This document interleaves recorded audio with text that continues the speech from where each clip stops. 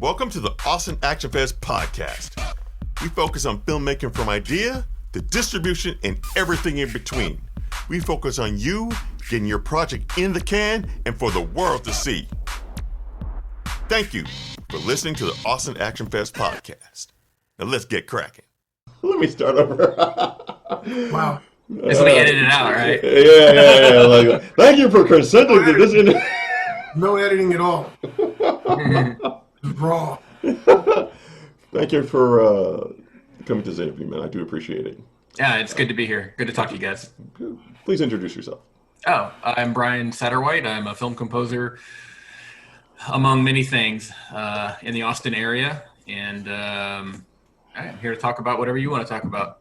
Okay, so as we are in the Austin Action Fest, the focus will definitely be about movies and action music.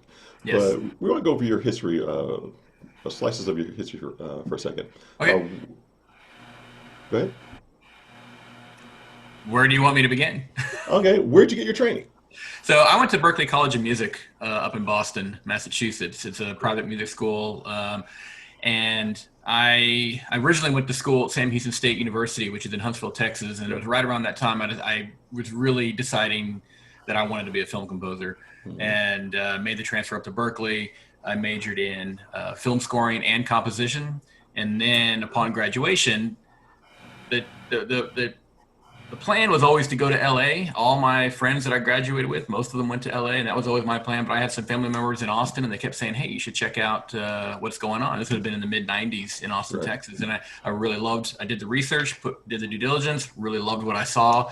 And I made the decision to move to Texas. So, and I've been here now since 98, so I'm going on like 22 years now. So. Got you beat by 2. Okay. Yeah. Deep in the heart of Texas. So to be clear, do you have a cowboy hat and or cowboy boots? I have a pair of boots. I do not have a hat. My parents bought me a pair of cowboy boots for the premiere of an IMAX film called Ride Around the World, which was an IMAX film about cowboys. So I figured I couldn't go to the premiere of an IMAX film about cowboys in the state of Texas without my own pair of boots. So I do own a pair of boots, yes. It's very respectful of you. We got to fix this hat situation like ASAP, but all right. That's not the first time I've heard that. Got it. Go ahead, chill. I'm here just helping out. Hey, You're the host. see, this is where, yeah, no, you're not here, you're not helping with this one. No, son. Anyway, so from 86 to now, I still haven't had a cowboy hat. I still haven't had cowboy boots. The only boots that I even close to have are Tim's. No. See, it's the 90s stereotypical black man thing. Tim's, son, Tim's. But go ahead, sir. I digress. Disappointing. We're gonna fix that. We're gonna fix all of that. So you got here. You came to Austin. You obviously love something about the place.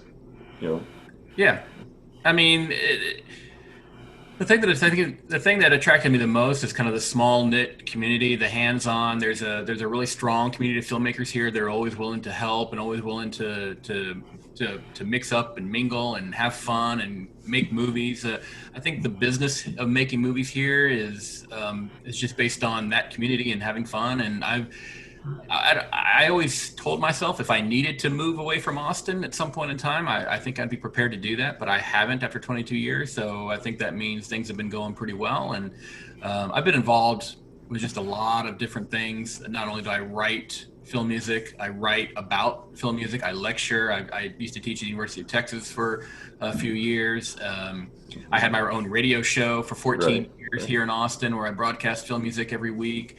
And I'm currently writing a book right now on film music. So there's a lot out there. I try to say that I like to preach the gospel of film music as often as I can, and whatever means that I'm able to do that. Right. And that includes interviews such as this. I try to get on board and do that. Thank you, sir. It's much appreciated. But like we previously mentioned, I listen to your interviews, by the way, on that wonderful little classical music station. Mm-hmm. And music is, I wouldn't say it's one of the essential parts of filmmaking, but it's a critical one. You can have a film without music. Yeah. At the same time, it's another sensory layer.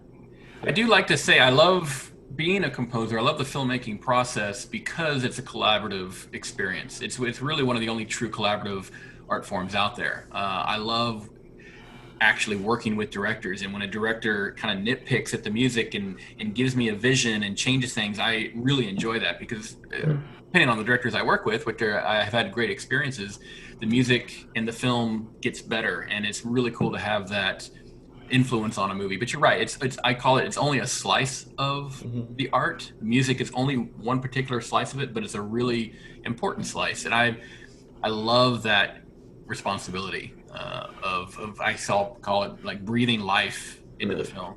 So What's the most difficult thing about working with a director or somebody when you're trying to create music for them? Is it do you run into issues maybe where they don't have a vision and that's the most difficult thing, or? Sometimes, but that can be okay. I've talked to directors that say, I don't really know what I want. And I tell them, that's fine. We'll discover that together. And I have, tricks and ways to kind of take us down that path so that I can kind of figure it out for us both. I think that just the biggest difficulty between working with a director, and this is true whether they're a first timer or they've directed 100 movies, it's just communication. And I tell all my students when I teach and I lecture, I tell my students that the number one skill you need to have to be a successful composer is communication, to be able to speak your own ideas and to be able to listen to other people's ideas and interpret them, because a lot of times people don't always say what they mean. Right. So you have to know what they mean by the language that they're using. So it's communication that's always difficult, but it's not a bad thing. Again, I think it's a wonderful part of the process.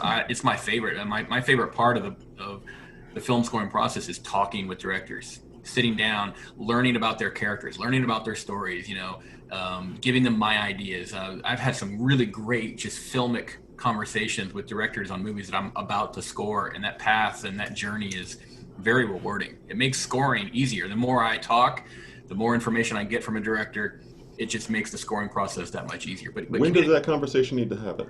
Early as possible. Yeah, early as possible. I try to convince directors, get your composers on board in pre-production if you can, because those conversations are so valuable. As a composer, I try to learn the movie as well as the director does by the time I'm scoring it, and that's not always possible given the time I have. But if you get a composer on board early enough, I'll get that time, and I will take that time to learn the story, learn the characters, learn the motivations, learn the director's vision. So when the time comes to actually lay down the music, it's almost easier because of that, because I have that background from the director. But as early as possible, but that's not always possible, because I've gotten plenty of films where like, hey, I'm in a jam, whatever, I got into a festival I wasn't expecting to get into, and I need this in 2 weeks. Can you do it? Oh yeah. I've been in that situation too. And I try not to skip those important steps of communication. I still try to communicate and talk, but it's just got to be sped up a little bit because we don't have much time. Exactly. So in related to action movies, what is your criteria as far as sound, as far as music, in the action film or action genre of making music? I don't know if I have. There is a criteria. I don't know if I have a criteria per se.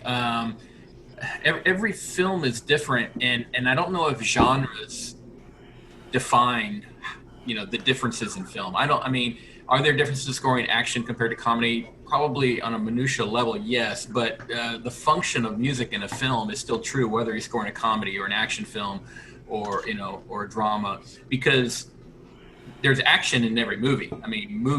Movies have movement. There's always going to be action on screen, and sometimes it could be a kiss. A couple slowly comes together, and then they kiss. Well, that's an action that music can underline and bring out.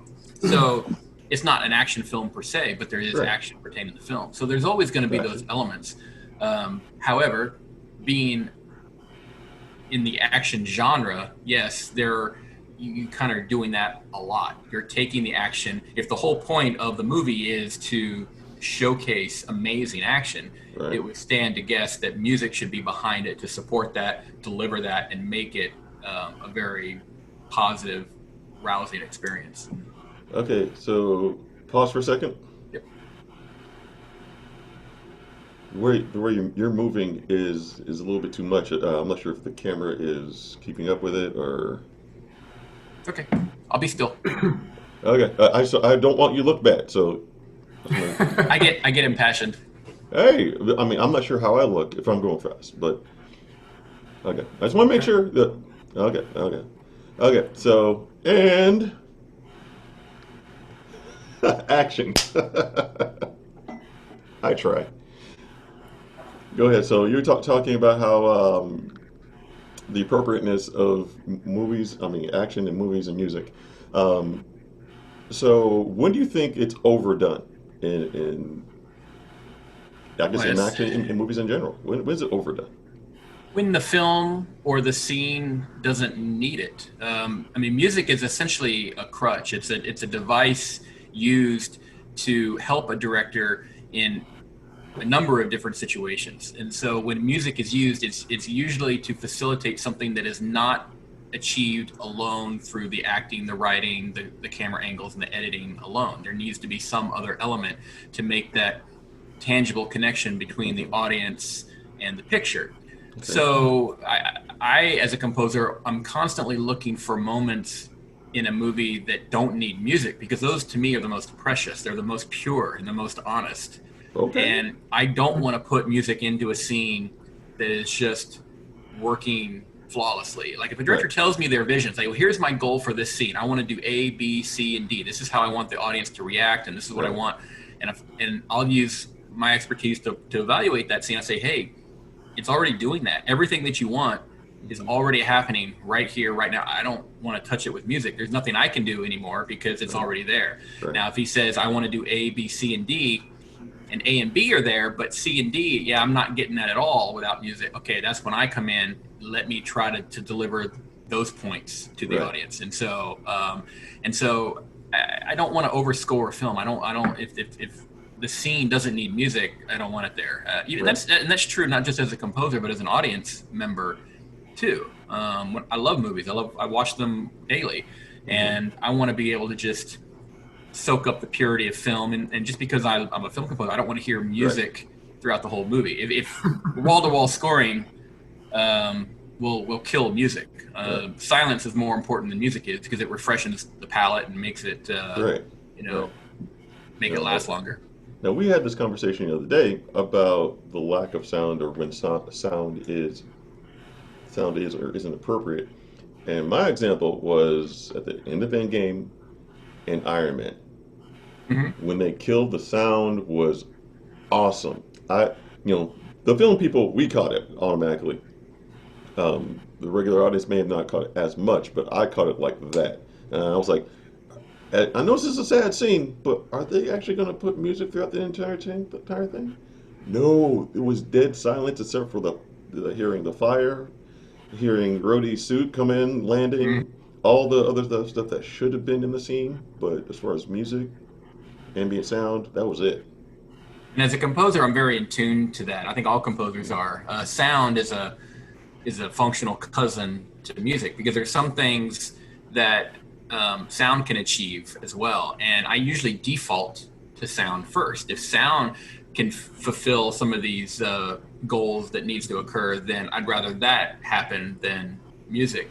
And there's a lot of great cinematic experiences where the awareness of the environmental sound coming to the foreground really heightens the scene. And that's exactly what you're talking about there at the end.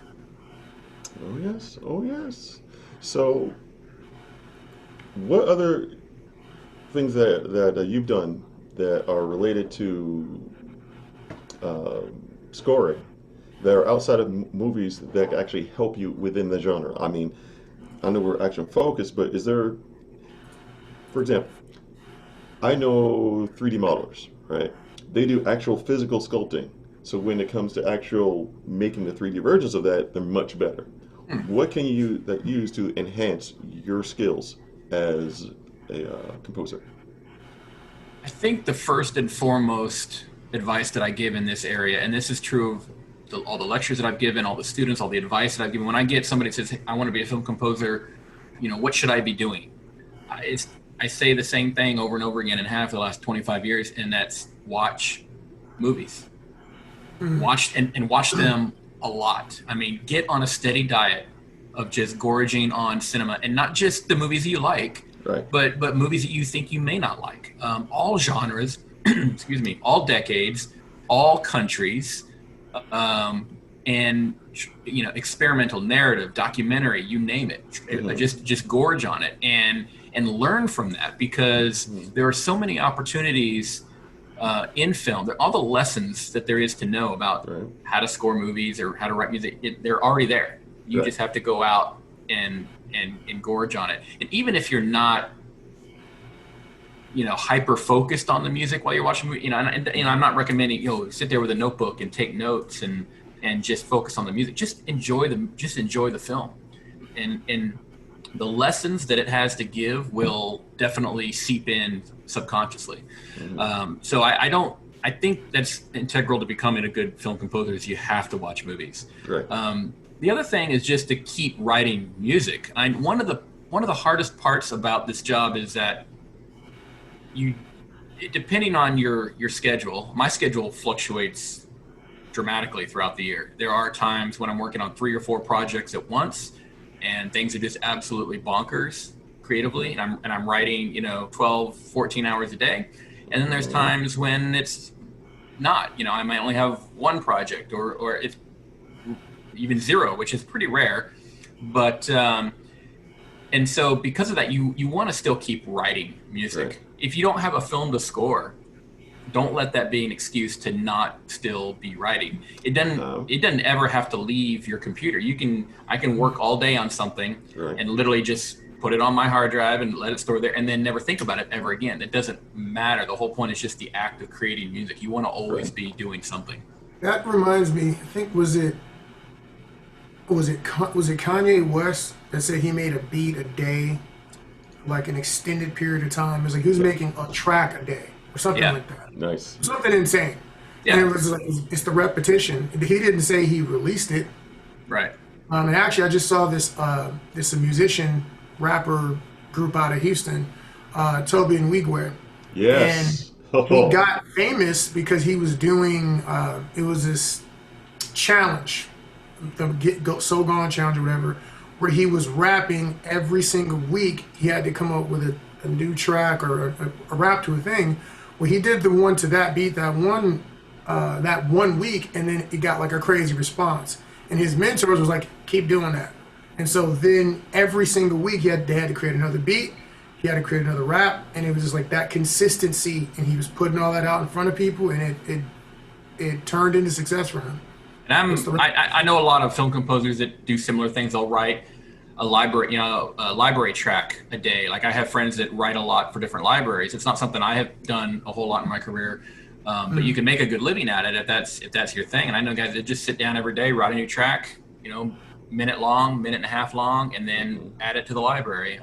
Just that level of just churning out music at a constant rate is practice. I mean, if you're going to be good at a sport, if you're going to be good at anything, you got to practice, right? And it's the same thing with music. I think a lot of people mysticize a lot of the arts, and so it becomes like, the muse of inspiration struck me. And When it comes to me. I'm like, hey man, like what if you're working though? If you're trying to make money, you have to be able to activate the muse. Like to be a professional means you have to work with some level of a deadline. Yes. It's not always going to be that I felt inspired that day. And I love when I'm on set doing fight choreography or whatever, but I can admit that every time I go to set, I don't always want to be there. Maybe I had a rough night or whatever, but the people that I'm working with are still expecting me to perform like a professional because it's a job. So I think that that's something that a lot of people miss when it comes to music. People who just, rappers, singers, producers, people miss that part. So being professional on tap.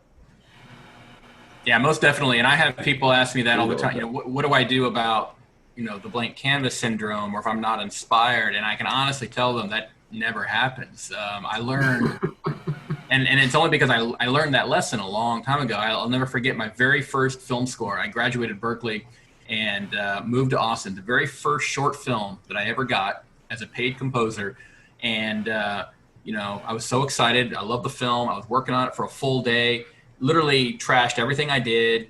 I worked all day, day number 2, trashed everything. I was getting really frustrated. Nothing, I had the blank canvas syndrome. Nothing I wrote was good enough. And then finally the third day, same thing happened. I was like, what did I get myself into? Like, I'm not good enough for this. Everything I wrote was garbage. And I was moping around the apartment. And my wife at the time got so sick of me coming out of the room and complaining and moping. She literally yelled at me and said, get back in there and just do it. I'm tired of this. Get back in there and do it. And I was like, yeah, but she's like, no, I don't want to hear it. Get back in there and do it, and don't come out until you're done. She was just fed up. Yeah. Well, guess what? Never again. I went in there and I just did it. And never again, and this is a God's honest truth, never again have I ever had that problem.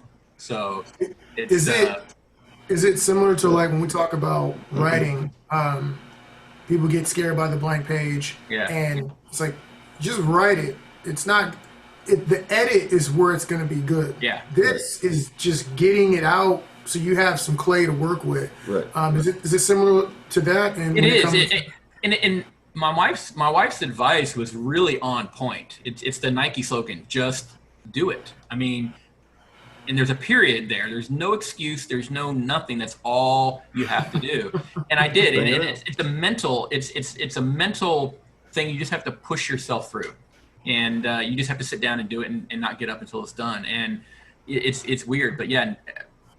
Right now, like somebody can hand me a film right now, and I would sit down and I would start immediately. Again, this is assuming I've had those conversations. I know the movie really well. That's why knowing the film well comes into play, because I can just sit down and immediately begin writing the music for the movie. And that just takes, again, practice, experience. You have to have that experience of pushing past that barrier. And once you do, it's like it's kind of like breaking a horse. Once you take a wild horse and you break it, you can ride it. That's kind of how it is now. It's just I don't ever go back to that blank canvas fear anymore. So So what do you, as far as fears go, when it comes to being a movie composer, what do you think composers and even directors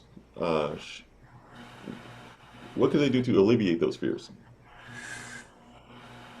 I don't know if it's I don't think it's the director's responsibility to alleviate those fears. I mean, I'm trying to think about the fear. Like the fears that I have are, there's the deadline always. I mean, that's never going to go away. Yeah. Now, I've done over 160 projects, films in my career. So I've gotten to the point where I trust myself. I know what I'm capable of. So when I sit there and I look, okay, I have to write, 80 minutes of music in 5 weeks, that sounds really difficult. It sounds almost impossible. And believe me, it is, but I'm not going to bother freaking out about it because I've done it before. So it's like, why worry about it if I've done it before? And so it's just not something, but it's still there. It's not a lack of fear. It's just you use experience to combat the fear. This could be like I don't know, the beginning of a dissertation or something like that. It's the same mentality. Yeah. Okay. I mean, if you're going to put any responsibility on the filmmaker's part, I mean, I would just say don't be an a-hole. I mean, that's make the experience enjoyable. And I put that on the composer's back too. Film is hard, the deadlines and the pressure and the money. Making movies is very, very hard. So it's up to the people that are collaborating to make it as enjoyable as you can. Because when it's clicking, when I'm working with a director whom I love to work with, the pressure, the deadlines, none of that matters because we're just having fun. It's like a party, and we're doing what we love to do. You get to work with people that hopefully you like. Definitely. I have not been in the situation yet where I have to work with people that I dislike just for a paycheck. I luckily I've finagled enough and maneuvered enough to not be in that place. But yeah, like filmmaking is difficult enough as it is getting all these parts to line up correctly. Like you don't want to add somebody just being, you know, a butthole on top of that unnecessarily to the chaos. Like that is an unnecessary problem to have to deal with. Yeah, definitely, and that's what it boils down to. I mean, if as long as you're a cool cat and you're just enjoying the process too, and I personally I love, especially with first time filmmakers, I love it when they get a little stressed out and a little nervous. They're going crazy. I like to be the one to assuage them and come in and be like, hey, we're cool. Like this is gonna be great, and I have a really positive attitude. Yes. Yeah, so I love to have that responsibility where I can kind of come in and then make filmmakers comfortable about the process, because I love the process personally. So I try to impart upon them how enjoyable it is, and generally it works. Generally, I get a lot of repeat directors, so I would imagine I'm pleasant to work with. So I don't know. Awesome. So what kind of advice would you give to the future John Williams? Well, the first one I said, again, the importance of watching movies is still not to be understated. The other thing I like to talk about is that, and this is both an advantage and a disadvantage depending on who you are, and that's don't get bogged down in how do I become a film composer. There's really no set path to becoming a film composer. You can put 100 composers in a room and ask them, how did you get to where you are? How did you get to be a film composer? And you get 100 different answers. Right. Don't think that there's this set path that you have to be on. Wait a minute, I'm not on this path, so how am I going to get there? There's no such thing. So now that could be scary to a lot of people, because some people need a set path in life in order to achieve their goals. And if you're like that, I'll admit you're going to have some challenges because there is no set path. Now, if you're a little bit like me, I like to pave my own way. I'm, blaze my own trail and trial and error and try this. And moving to Austin was a big part of that. Like everybody I knew was moving to LA. Hey, I'm going to go move to Austin. It was just my gut instinct. And so I think people like that are going to excel in this because they'll find a new way. They'll find a different way that nobody else has tried before. Right. So I like to stress that don't get bogged down that there's this set path that there isn't, and go find your own. People ask me, do I need to go to, like I went to Berkeley, I got a degree in film scoring. Somebody comes up to me, do I need to do that? I'm the first to say, definitely not. I don't think a director has ever cared that I went to Berkeley and got a degree in film scoring. I don't think, I was never aware of the fact that was important to them. They hear my I've never been asked one time for any kind of credentials for literally no academic anything that I do. Right. Which is it's kind of crazy when you think about it. It's like no one's ever cared if I went to film school. Yep. No one's ever even asked you any degree of any sort whatsoever. Every now and then sometimes they don't even ask for my reel, which I think that's crazy. But normally that's like if it's a referral. They may just assume I know what I'm doing and they don't ask for a reel.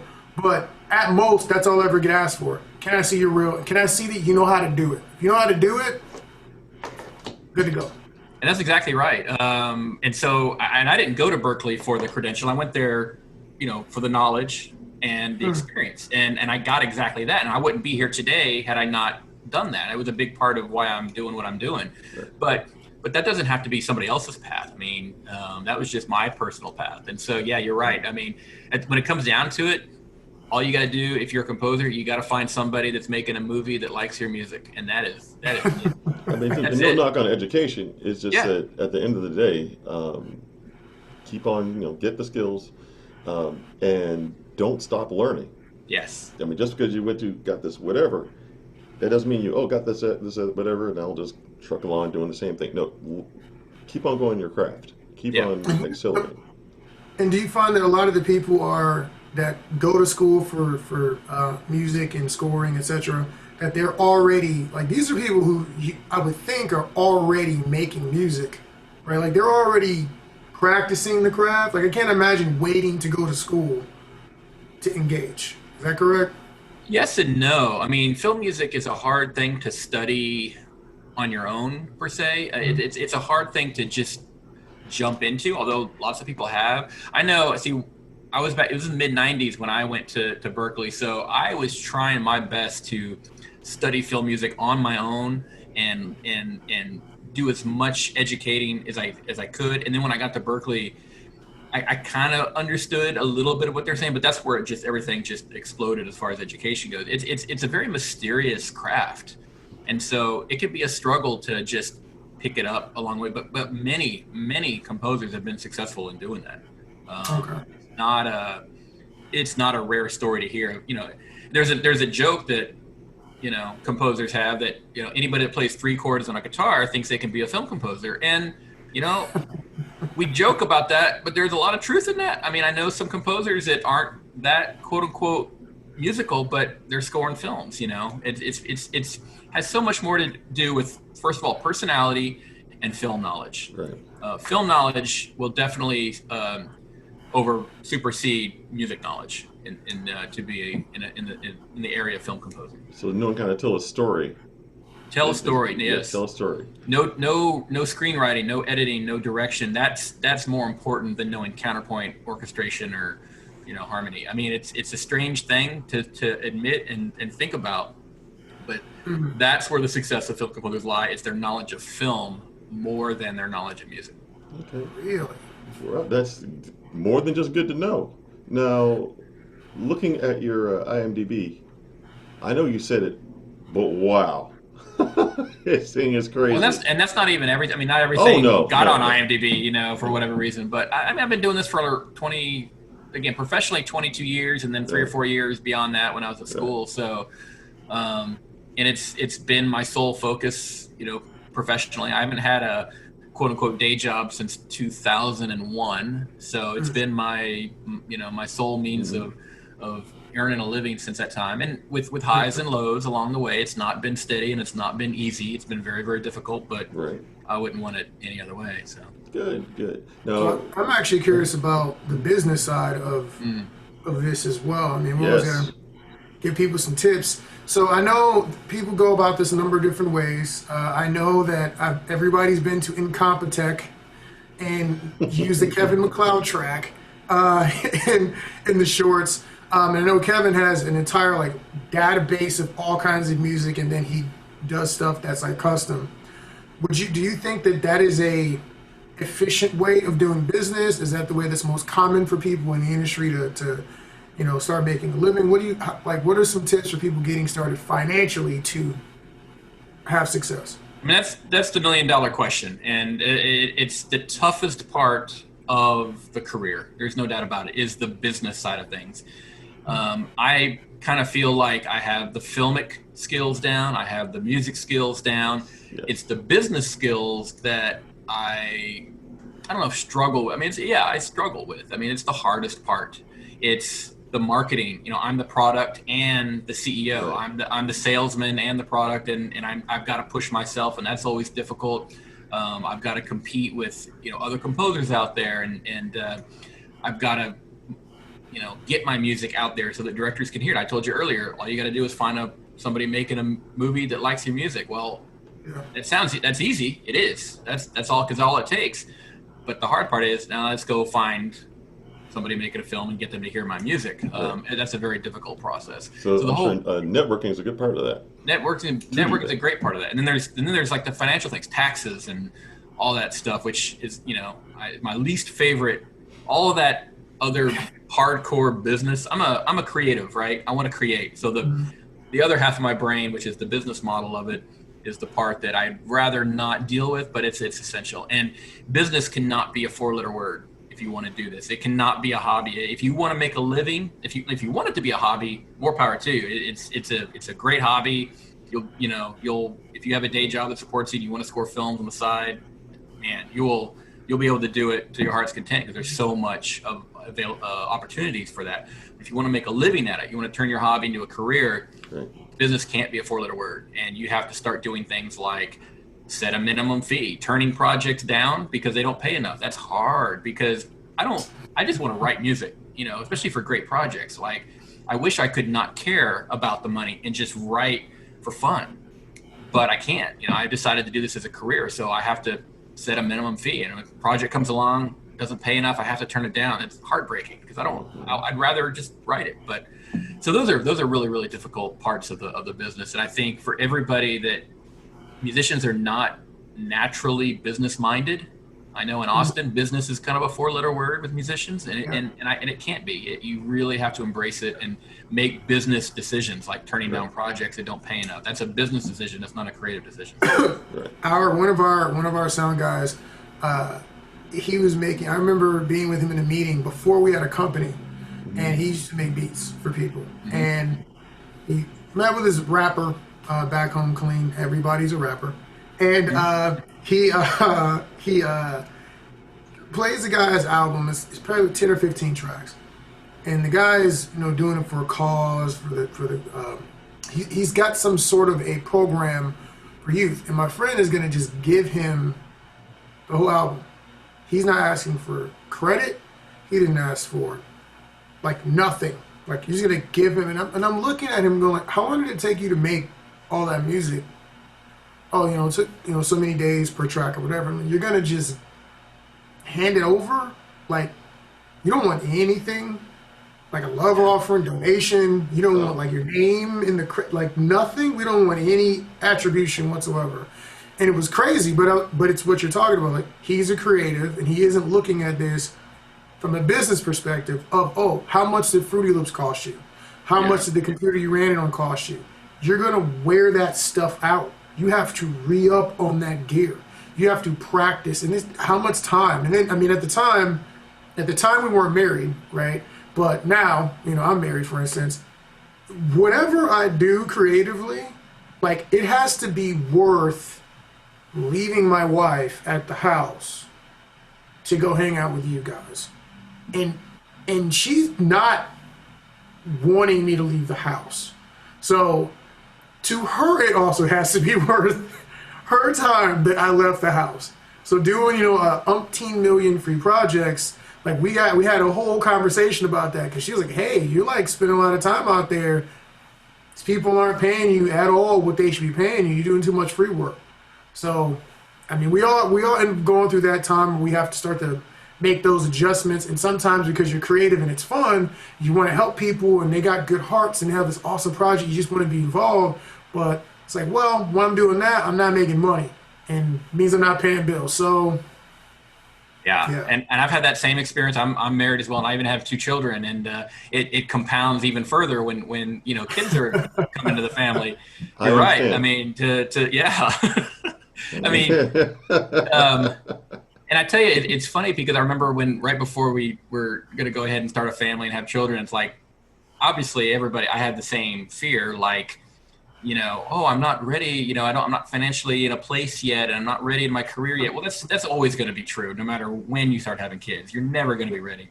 But I tell you, I thought it was, as scared as I was, it actually turned out to be the kick in the pants that I needed to really make those really sound, better business decisions. I mean, I struggled to do that before kids came into the picture, and when they did, it was just because then there's no messing around. Like, okay, it's clear. I can't do this. It's not that I don't want to do this project. I literally can't do this project, because if I do this project for that amount, then I'm gonna have to go get a job somewhere else, and I can't write music for anybody. So it's exactly, that's the tough part. But it's always nothing I hate more than turning down a project for any reason. Have you had a good experience with people offering you points in the back end? I've had people offer that, and there's been a few contracts where I've had that offered as a bonus. Like I still have to have the financial obligations fulfilled up front. If they want to sweeten the deal with that, sure, we can talk about that. And I'll do that. But I've never done a project for only back end. I'm very realistic on, movies not only are hard to make, however hard movies are to make, and they're very hard, they're 1,000 times harder to make money on. Very, very, very few, microscopic slice of movies actually make a profit. So I'm very realistic about that. So if they want to sweeten a deal, great, but I can't rely on that. I've started to, I still, when it's people I like, or I just have like a gap, maybe I'll be willing to do some stuff. Sure. But now, even because we're starting to get into the distribution space and all that, I'll ask people straight up, like, so what's the marketing plan? Like, what do you mean? If you're going to give me points, are these net points? Are these gross points? Right. How are you going to make the money back that you're telling me I'm supposed to get a cut of? Can I be involved in that process? Is there a plan? Because a lot of times I've talked to independent filmmakers nowadays, like, we're going to take it to the festivals and get in Sundance or something like that, and then we're going to get a deal. And I'm like, well, that's not really... Those odds are not great, which means the odds of me getting paid are very, very slim. Right. And if they want to sweeten that pot, that's a great sweetener. But you're right. All the contracts I've ever signed that had any back end portion to it, none of them have paid out anything. So that's fine. That's not the reason why I did it. So I was adequately paid up front, was able to do the score, very happy with how it turned out. And, That's awesome. So do you have any future projects you want to promote?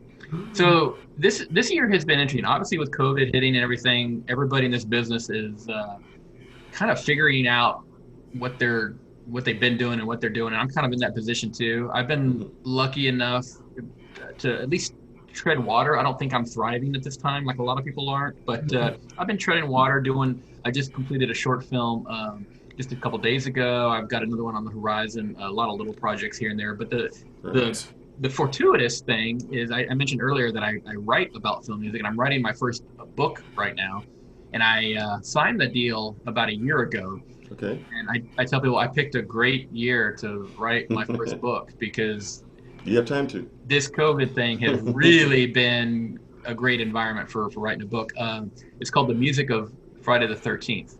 And I'm a diehard Friday the 13th fan. I'm a horror fan in general, but the Friday the 13th films are very near and dear to me. And so I'm writing a comprehensive book on all 12 movies. There's video games. I mean, everything. Friday fans are completists. So I want to, no stone left unturned. Everything you ever wanted to know about the music from the whole franchise, I'm putting into a book. It's about at least halfway, maybe 55, 60% of the way done. Good. So, could be out early next year. Is there going to be an audiobook version? And if there will be, I can do the sound.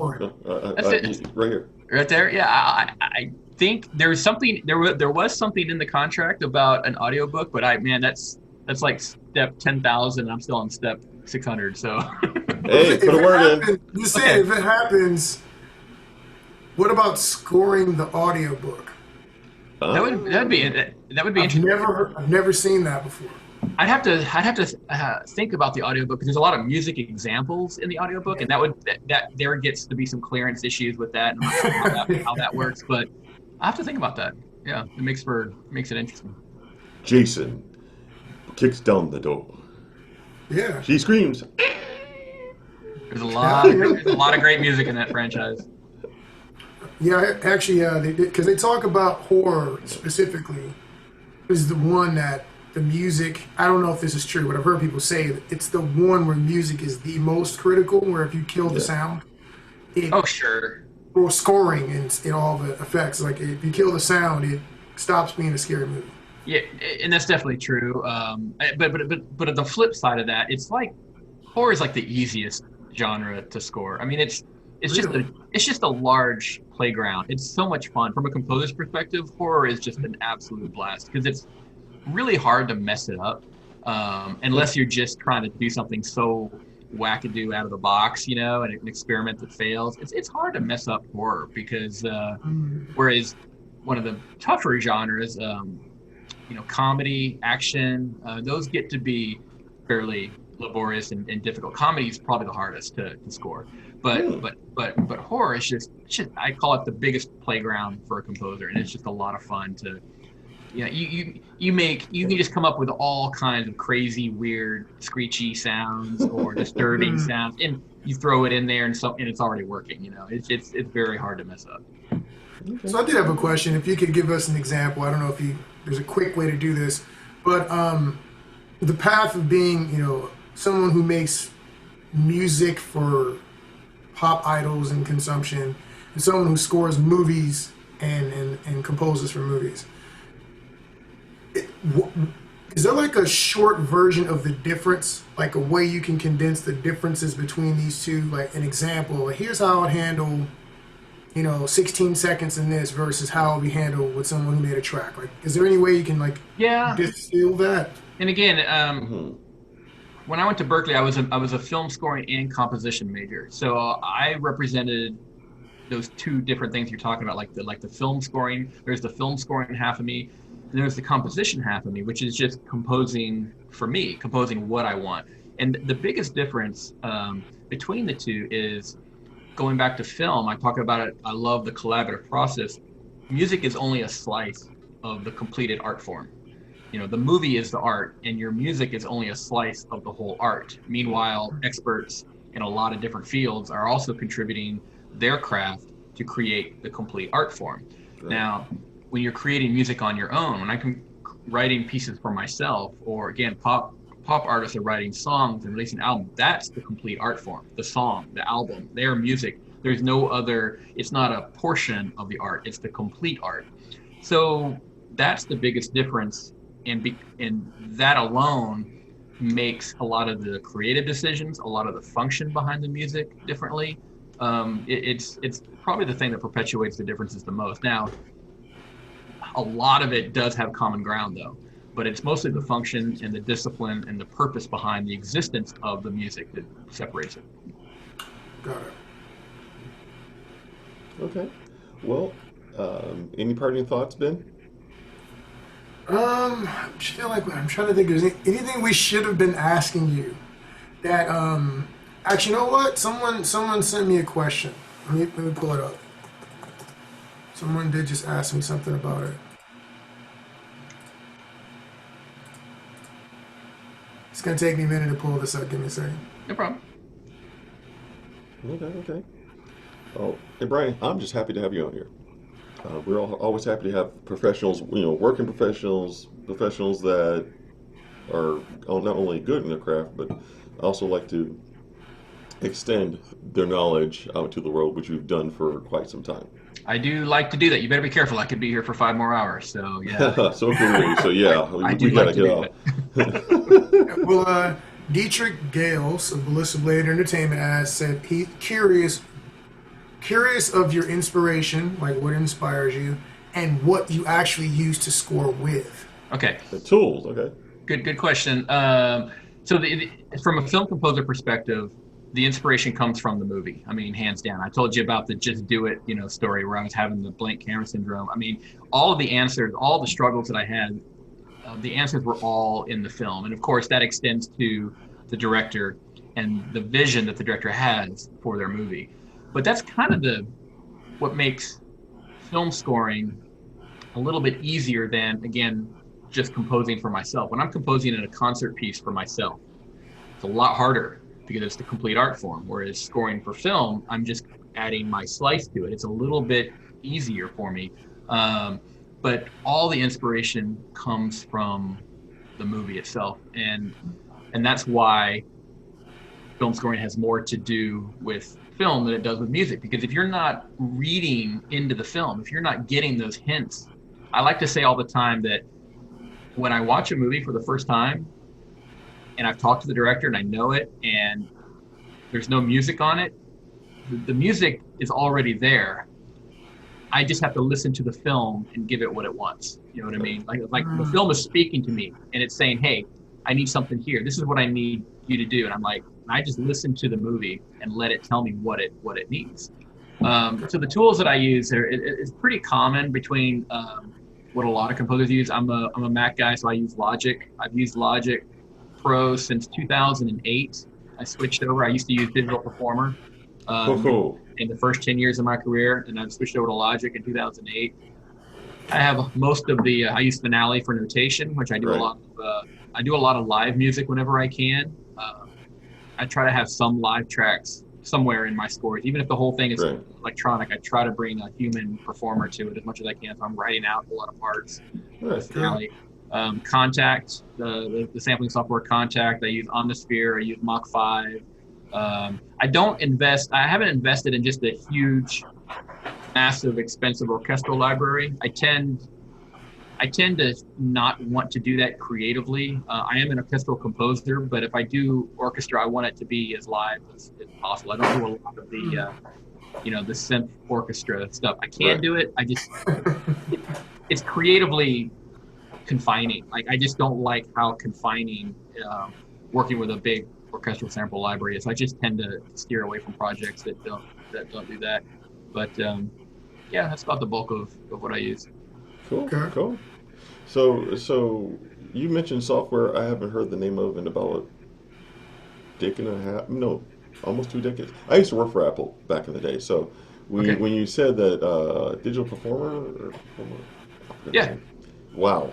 Wow. Digital Performer is still it's still out there, and it's still, I would say, if you're a Mac-based composer, you are using either Logic or Digital Performer. Those are the two big ones. And if you're on PC-based system, you're using Cubase. Okay. Likely, if you're on the PC. Those are probably the three big. Now, that's not the only three. There's other ones out there, but those are probably the big three, I would say. Okay. Okay, Ben, anything else from you? Let's see. I'm trying to think of value to the people who deal in sound. If you had to three quick tips or rules to the game of scoring and scoring tracks, could you come up with 2 or 3 things that are like top of mind? This is what you should be thinking about when you're doing this. These are 3 things to keep in mind every time. Like, when we're cutting, we're doing videography, there's things we know, like, okay, you want to cut on an eye movement or hand movement or whatever, and don't violate the 180 unless you intend to. Quick rules. If there are 2 or 3 of those you could throw out there that our sound specialists would get some value from. Yeah, I would say, I mentioned this a little bit earlier. Don't overdo it. Don't be a dictator. Don't be the diva artist where it's like, oh, my music has got to, be here and it's got to be everywhere and it's got to do this. Don't overdo things. Subtle. I like the phrase that a little goes a long way, and that's true of sound. It's true of music. Even in the hyper realized world of cinema, a little still can go a long way. And sometimes it's the power of subtlety that can really drive home ideas. So I just don't like it when sound design is overdone. I don't like it when music is overscored. Subtlety should always kind of be in the back of the mind. Okay. I don't think it's interesting when you mention the word rules or tips. When it comes to composing, there aren't really, and I can relate this to being in the editing, like you said, in the editing field, because I'm an editor as well. I've edited a handful of big time, big documentaries. And so there are some quote unquote rules that you are at least aware of while you're editing. Yeah. But composing, I think, is a little more fluid than that. And I don't know if I like to steer clear of the quote unquote rules. In fact, rules tend to present themselves in different periods of time. In other words, if you wanted me to talk for 30 minutes about what does film scoring in 2020 sound like, yeah, I could go on and on and on about here are the rules of 2020 film scoring. Well, I'm open. I want to break away from that. Like, I don't want to do that. If somebody hired me to compose the sound that is on every film that you're hearing in 2020, like, maybe I'll do it, but it's like, that's not what I look for. Like, I look for scores that off the beaten path, outside of the box. I'm always looking to experiment. I'm always looking to take a risk. And that's why I love independent filmmaking. The majority of all my work is in independent film. It's because they can afford to take the risks. Whereas, big time studio films, they can't. And so you get a lot of safe scores. You get a lot of scores that are just, they're not bad. They're just really safe and kind of mundane. And I don't. Okay, so hold on. You just touched on something. All right. Okay. So on that, a couple years ago, I mentioned a little something about the Avengers theme song. Huh? Remember that? Yeah. How you said that no Marvel movies, or very few of them, have memorable theme songs. Yeah. So, Well, I didn't say it well, not quite. like that. Okay, no, not like that. But as memorable as like Listen, what do you call it? Raiders of the Lost Ark. You know, so something that. let me clarify, and I'll let you continue. All right. There are plenty of memorable themes throughout the entire MCU. They are the problem is they are not developed like memorable Ah, themes. okay. Okay, so that's the big difference. Yes. When they're not developed, when they're not used as primary vehicles to deliver certain ideas, the idea of what a theme is and the purpose behind it in film tends to get a little lost. So Okay. so there Yes. are some memorable themes, but they're so quick and they're so fleeting and they're so underdeveloped that I'm not even 100% sure why they're there. So to be honest, So they're not properly So wait, fleshed out. so what would you say about like Black Panthers? There's a couple tracks in there that stuck with me out of the Black Panther movie. Would you say those were better done, or? I like the Black Panther score. I think the Black Panther score is better than most. I think we probably had this conversation, Chill, before Black Panther came out. Yes. So, in fact, it's interesting, since we had this conversation, the MCU films since then have been better scored. I remember really loving the Doctor Strange score a whole lot. Okay. That was odd. I wasn't expecting that one. Well, that's why I loved it. Again, outside the box, it was odd. It wasn't safe. It took some risk, and I was like, yeah, it felt like the mysterious world of Doctor Strange. It was very, it was cool in that regard. And of course, Infinity War, that was a fantastically scored, two films there. I like Ant-Man a whole lot, by Christoph Beck. So that wouldn't get as much attention as like people seem to not really enjoy Ant-Man that much. I really liked it. Personally. Oh, I did too. Yeah, I loved the film. I liked the music a lot. It's still not a great example of, film scoring. And I hate to use the cliche as the comparative example, but Star Wars. Now, again, what is the benefit of Star Wars? A, you have one composer scoring all 9 films. 2, you have not just one composer, but one of the best composers to ever, score a movie in the last 100 years. Yeah. So it's a little unfair to compare it with that. But again, let's take another example. It's gold standard. Why not use it? It is. And there's another example, Lord of the Rings. I mean, Lord of the Rings. I can hear Phantom Menace. Of course. In my head. Like that is... It's... The music is not just memorable, but it's developed so much that it's so cohesive. It becomes it becomes such a part of the fabric of the film itself. You can't rip the music away from those movies without tearing them. Yeah. Whereas the MCU, there's so many examples of more generic scoring in those movies that you could take the music out of parts of Captain America and you could put it in any other action film and it would do just the same. And I don't know if it would really ring Captain America all the time. You know what I mean? They're so interchangeable. There's not a lot of material that really marry it to the visual so that they cannot be separated. I never thought about this, but here would be a question. Is like, so Iron Man, watching an Iron Man movie, which is all technology and all this stuff, is the scoring from that dramatically different from something like Captain America? Because I'm thinking about it, and I'm going, they shouldn't sound the same. Just like you were talking about Doctor Strange. Like, there's a lot of ways you could go with a Doctor Strange with the mystical side. Like, there's a lot of things you could do, a lot of choices you could make. I don't know. I need to go back and rewatch this movie now. Well, you got a lot of viewing.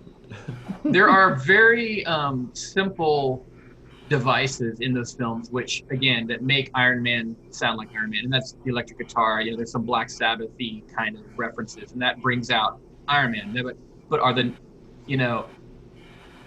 Captain America? There's a little. Again, I was a little disappointed in the lack of the patriotic pastiche in Captain America scores. I mean, he's Captain America. I mean, he's totally raw on screen. Why can't the music be there to really drive those ideas home? So there's there are some elements that separate out the movies, but again, not every, but I haven't even counted all the composers that have scored an MCU movie, but there are at least a dozen, maybe 15 composers. And so it's hard to also get that Lord of the Rings or Star Wars level of cohesion when you have 15 different composers. They all want to do their thing. They don't want to just hash out what the composer did before.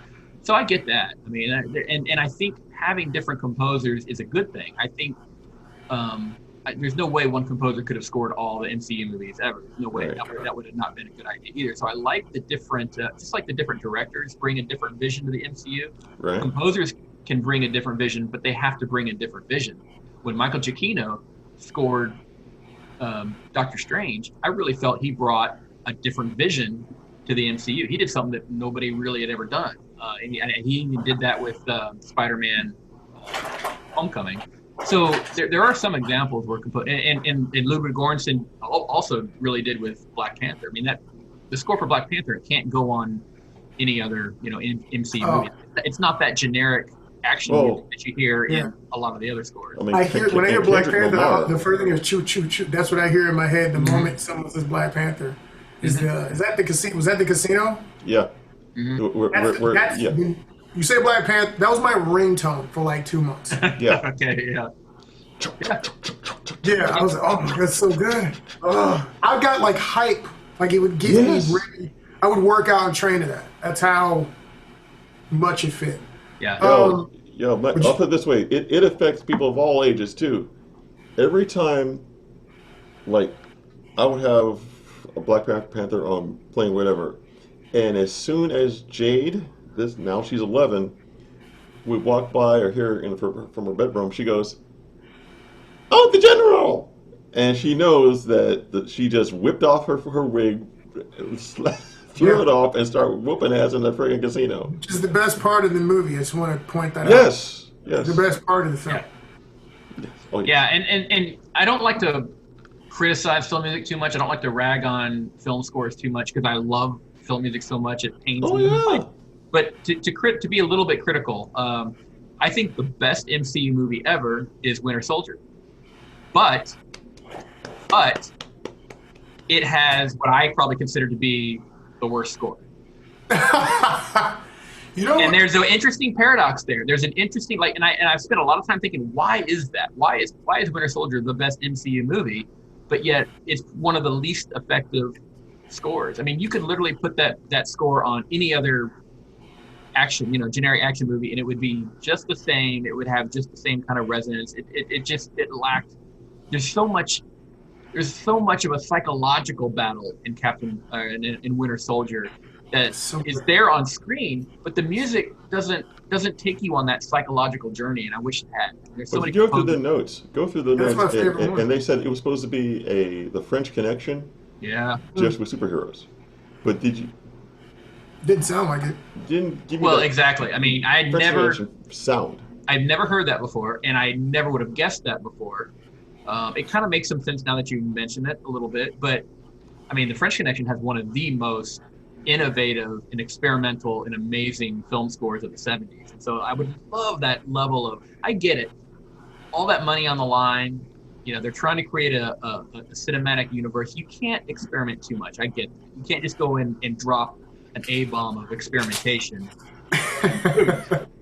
But you can step out of the box. There's some room. Thor, they got interesting with Thor. They did. And again, Captain Strange, I thought. I mean, Giacchino took some pretty interesting turns musically in that movie, and it worked. It was perfect. I don't know if Winter Soldier demands that type of experimentation because of the subject matter, but there's enough there to explore, and there's just a missed opportunity. It's kind of what I use to describe a lot of these situations. It's not a bad score. It's not bad music. It's just missed opportunities where music could have done something and it didn't. Right. So actually, I was curious about. So you said Lord of the Rings. So when you say Lord of the Rings, is there a particular track inside of the Lord of the Rings that comes to mind when you hear that? I mean, yeah, the Fellowship theme that instantly comes into play. I mean, the Hobbit, all the theme, the Hobbit theme, the Fellowship theme, the Ring theme. I mean, they're just instantly ingrained, just like Star Wars. They're instantly ingrained in my psyche. Sure. I got emotional when was it Ed Sheeran? The mountain. This is to wind and fire, but we all burn together. Raise a glass of wine. That one.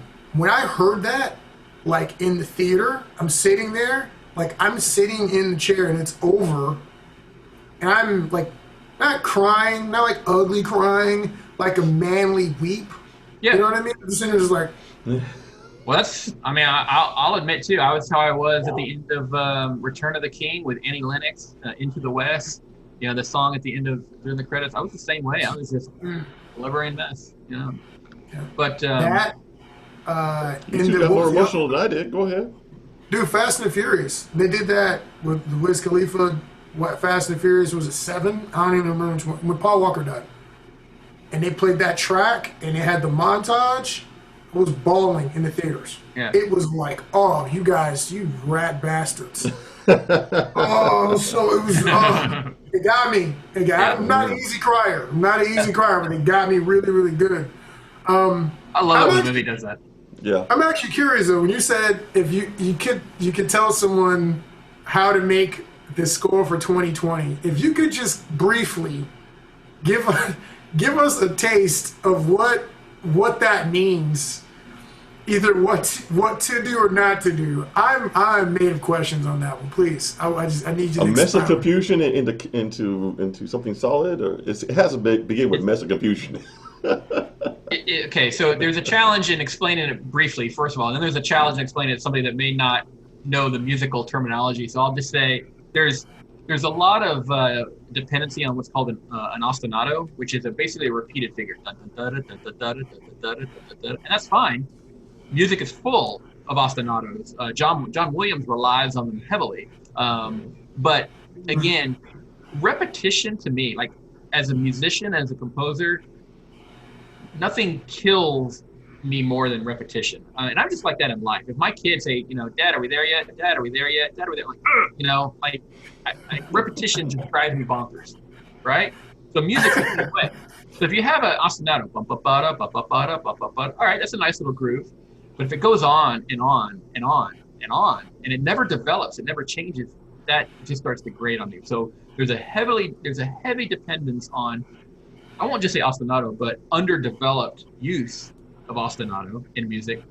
And then once you establish like this ostinato that in this passage, you take that and you copy, and I can literally hear the composer doing it in the computer. You take this section, you copy and paste it, you transpose it up a minor third, and you let it go for 8 to 16 bars. And you take that, you copy and paste it, transpose it up a minor third or a major third at that point, and then you get 8 to 16 more bars. I can just hear the composers literally do, because I have a computer too, and I can hear the use of the computer in our scores. It doesn't mean the computer is bad. I can just hear how it's being used. There's a heavy dependence on just longer sustains. A lot of just you hold down the violin and you do this high pitched violin note, and then that just lasts for like a minute and a half, and that's your cue. I'm like, well, wait a minute. I mean, it's not bad. It's just safe. You're not gonna do anything wrong. It's way too safe. It's not creative. There's so many different ways to convey a certain emotion or an idea. So that's an element. I think an overuse on heavy, percussion. I think there's even an overuse on, strange and bizarre sounds. I know a lot of people get excited. Oh, there's a weird, somebody used, I don't know, somebody used a toilet seat cover, for this sound. Okay, well that's cool to create a cool sound, but if you're not using it right and it doesn't have a function behind it, it doesn't really matter. I'm not going to get all excited because somebody used a toilet seat to make it a drum out or something like that. It has to fit with the score. The score still has to be good, but I don't know. There's a lot of things that go into. A lot of it's just safe. It's just safe. I don't want to use the term generic, but it has that kind of safe. It's kind of like almost like a fast food equivalency. McDonald's. Okay, McDonald's is designed to taste good no matter where you eat it in the world. A Big Mac is the same whether you get it in New York or whether you get it in Florida. It's the same. It appeals to a mass of people, billions and billions served, right? Yeah. I think a lot of modern film music has that billions and billions served mentality. It's got that, Right. fast food mentality a little bit where it's not bad. I mean, again, it's designed to taste great. I listen to a Right. lot of it, so it's pleasant to listen to. But is it really is it the same as is McDonald's the same as a 5-star gourmet chef? No, it's not. We're not going to kid ourselves. Mhm.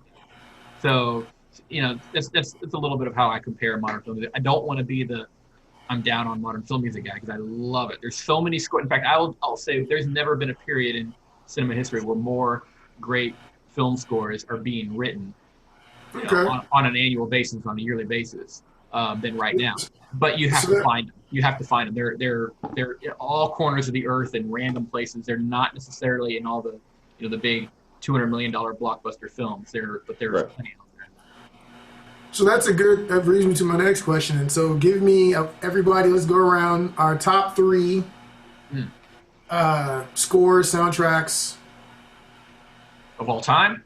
Yeah. Of all the movies, like right now, a couple that come to mind. I should go last. Yeah, you go last. Chill. No, you go first. I'm thinking. Oh my gosh. I was going to say Matrix, but that got outdone like Furious Angels. Oh, so good. But if I had to pick 3, it doesn't change. It's still going to be Cowboy Bebop, Ocean's 12, and then it's going to be Crouching Tiger, Hidden Dragon. Those are the 3 flawless ones I can listen to. I'll buy the album. I had the soundtracks. Like it was cash money. That's very cool. I mean, I love Crouching Tiger, Hidden Dragon is a score that I've used many, many times in my lectures in my UT class, specifically on action, like how music can underscores action, because it's got a very it scores it more like a ballet rather than just accenting the punches and the kicks. It's more like the flow and the movement and the dance of the action on screen, and it's a brilliant score. Movies beautiful for every reason that a movie can be beautiful. Yeah. Like the cinematography matches up with the fight choreography, which matches up with the music. It's like it's perfect. And whenever I would talk to people, we do conversations about fight choreography. Right. I'm like, here's where your camera moves matter. I was getting all these people who want to do these kung fu fights, and they wanted these wides. And I was like, well, you don't have the right kind of foot movement. Like your lower body is not active enough for us to be showing the entire body while we're fighting. You need like a medium close-up. There is no reason to have this big, wide, long, one-take thing when all the action's up here. It's like you're not doing leg movements. There's nothing happening down here. I don't know what we're doing with this space. We go for energy versus, and then that would lead to, if we're gonna go energetic, and the angles are gonna be boom, boom, boom, boom, close up. Well, then the music would match the energy of what's going on with that camera and what's going on in the fight. And so the staccato needs to be like it matters. Like it does. Yeah, I get it. One big dance. And they did it excellently in that particular film. Okay. So if you're going to go last, then I have to do some condensing. It actually is going to be 4. Oh my God! Why can't you follow the rules? Because you know the rules and you break them. So you gotta figure out the break. So I just started that, which I am going to kick myself later. Anyway, Macross Plus. It's on anime, of course. You find out it's 4 pieces. You'll find it. There's even a movie version. Yeah. Up right below that, and it needs to go higher. I understand, but I got put in number 3 anyway. Akira soundtrack. I thought Akira might be coming up pretty soon. Akira, I have that soundtrack. I'm looking at it right there. The bike. Yeah. Oh, I know it well.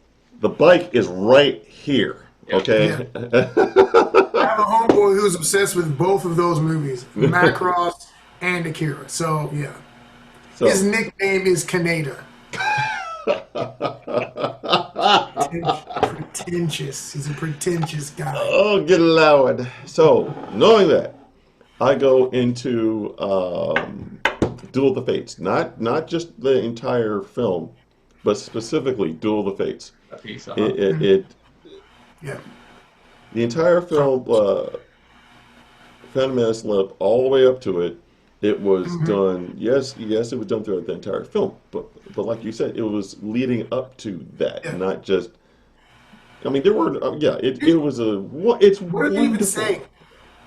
Do you even, we sing the song, you don't even know what they're saying, but you're in it. You know what I mean? Like it comes on and people just start harmonizing. You have no idea what you're saying. That's how good it was. Yeah.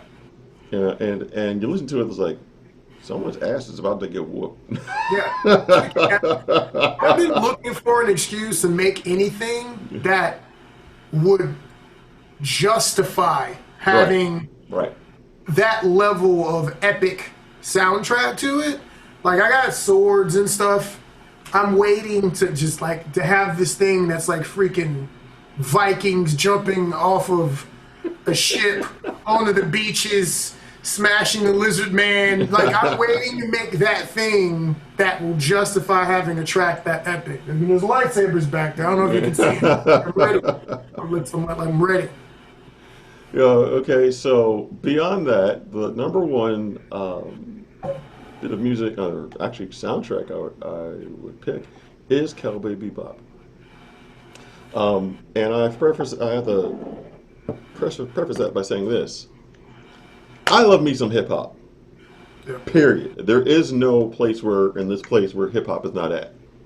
Okay. The only bit of music that goes beyond that actually rises above that for me is jazz. Period. Does not get enough shine. Yo, I'm born in Detroit, right? There's a couple times I remember where my mom would say, shut that damn music off at 2:31 in the morning. Listening to WJZZ. It no longer exists in Detroit as is. But WJZZ, all that jazz and more. Oh yes, jazz is. I got the whole. What's the name? The Duke. I got his New York City Jazz Society thing. I am a jazz fan. The screenplays right over here. I started out with a jazz song. Yeah, dude. I mean, I had so much of that music in Cowboy Bebop, Piano Black specifically. I can remember I had all of the tracks because they were amazing. Like I'd never heard anything sound like that. Jazz, like I'm into because I'm into like down tempo Parisian like house, right, like Cafe Del Mar and all that kind of stuff. But jazz, bossa nova, which people you don't even hear bossa nova samba like that. I'm like, where Nicola Conti? I'm like, why does no one know that this stuff is dope? Like it never gets. It's overlooked. I mean, for me, it's like Miles Davis. Miles Davis musically is responsible for one half of my first screenplay. The name of the film, High Speed Chase. That's a Miles Davis song.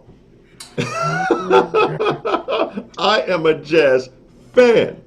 So jazz is a big part of my childhood. When my introduction into music was through the saxophone. I played tenor sax. That's how I learned, beginning band, and all the way through college. I was a tenor sax player. And so there was a period of my life from like 6th grade to about 10th grade where I was as modern pop music illiterate as you can imagine. Like all I listened to was jazz in that period. So to be a middle school kid and only listen to jazz, like I got a lot of heads turned and eyes raised. Yeah, I was kind of a weird kid.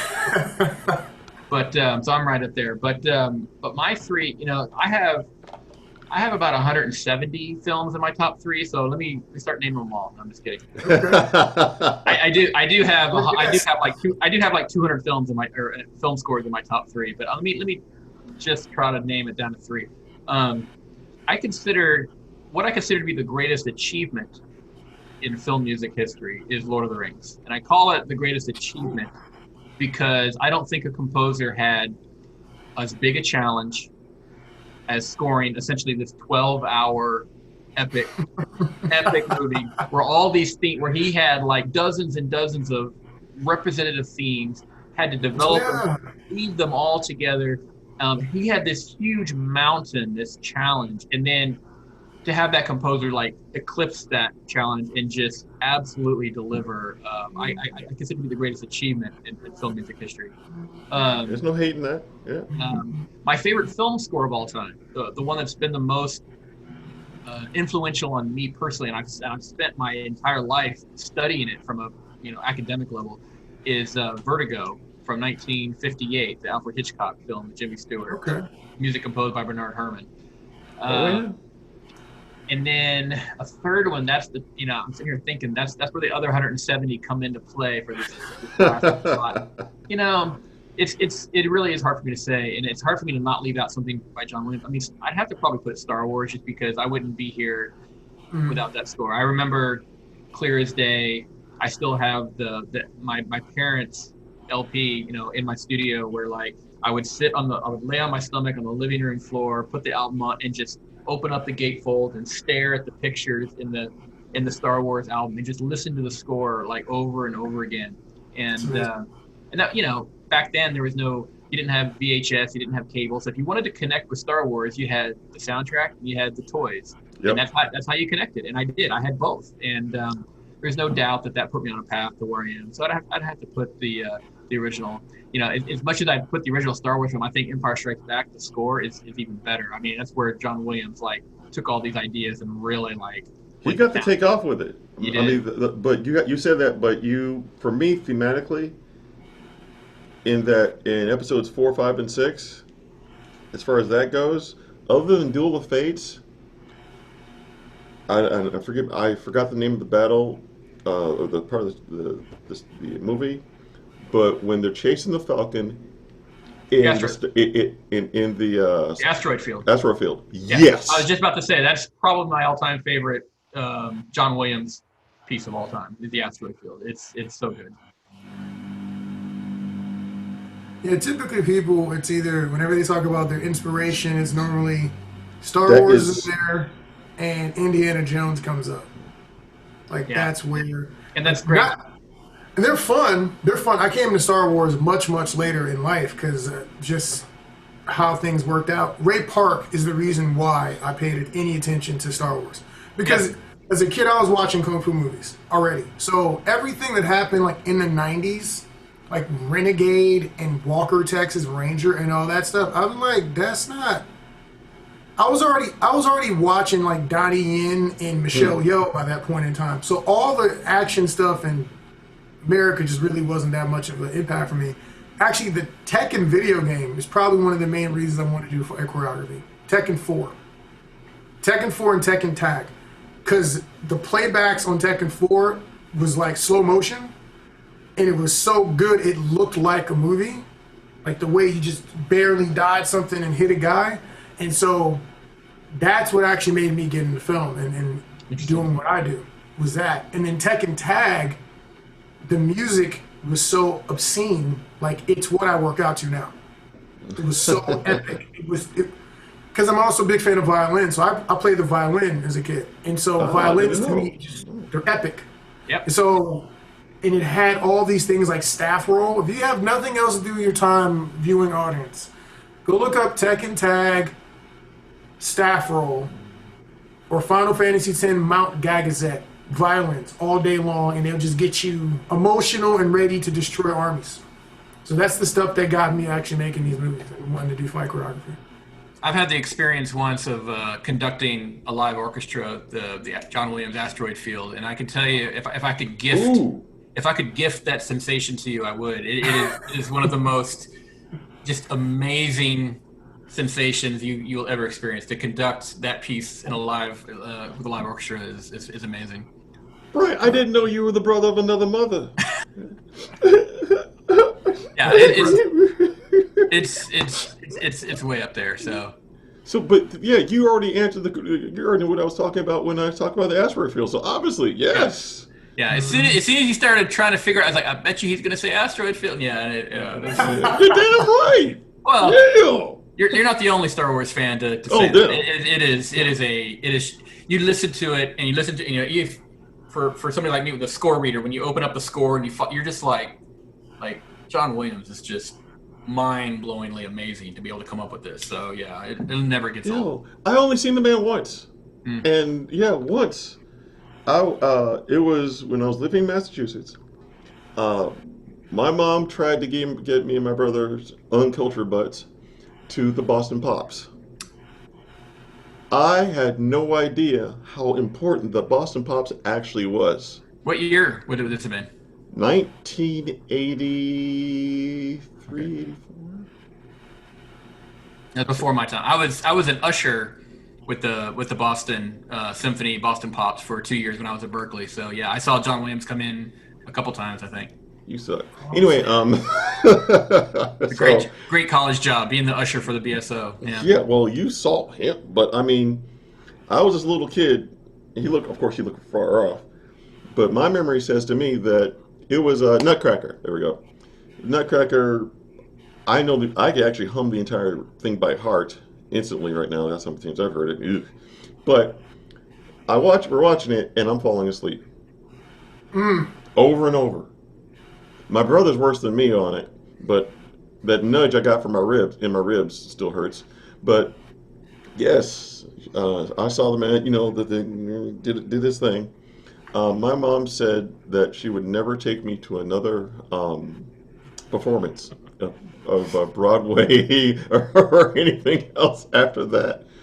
And now I think back on it now, at my 8-year-old self now, get your ass up! I just paid good money for this ticket. Get it! That's John Williams, fool! And now you're nudging your own self in the ribs for like missing that.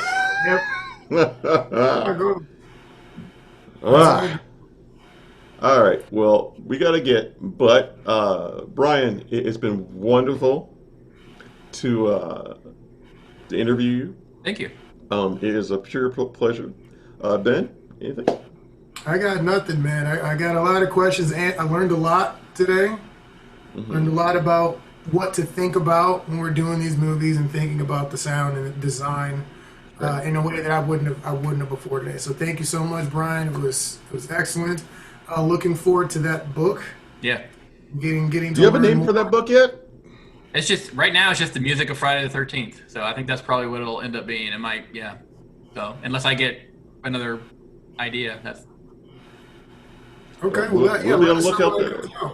Yeah. We'll hype it up. It's all good. Thanks, man. Yeah, always good talking to you. If you ever need me back again for any, part 2, let me know. Like I said, I can talk about this stuff for hours. And hours. We should do that. We should do that series. It's like when they watch a movie, when they got like an expert right there, and they're showing like different clips from different things. Yeah. We can do that with Brian. Yeah. Yeah, have some fun with it. Yeah. All right. Well, guys, thank you for coming. Thank you for having the patience to watch all of our old asses. But Austin Action Fest, Benjamin Red II, Chilimboy, Washington, Brian Satterwhite, we thank you all. Peace. Peace. Thank you for listening to the Austin Action Fest podcast.